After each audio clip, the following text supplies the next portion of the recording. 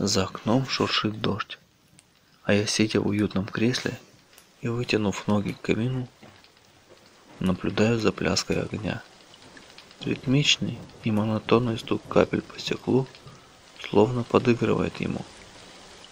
Длинные, причудливые тени, расползаясь и скользя по комнате, то карабкаясь, то срываясь со стен, постоянно соперничают друг с другом, весело и резво устремляются к двери, а достигнув дверного проема, замирают у ее ног и смиренно, будто преклонив колени, медленно и с почтением отползают.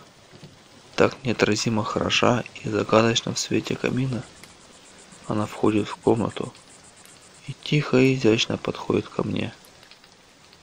Все словно замерло. Потеряли очертания предметы и расплылись в неясной дымке и время, и пространство.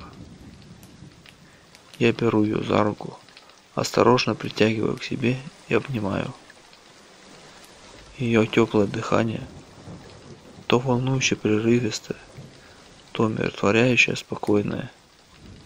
Запах, дивный и тонкий букет из цветочной пыльцы, ванили, молока и чего-то, что нельзя сравнить ни с чем, что есть только у нее и что никогда не забудешь.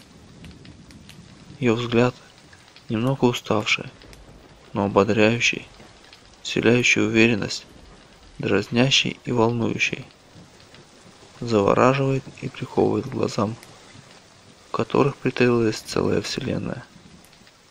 Слегка растрепанные волосы, ровными прядями струящиеся и падающие на плечи, слегка вздернутый нос и ласковая улыбка, и небольшие ямочки на щеках, и покой, тишина и безмятежность. Нет желаний и стремлений, нет суеты и волнений. Все уже достигнуто. Есть только ты и я, здесь и сейчас, и стук сердца одного на двоих.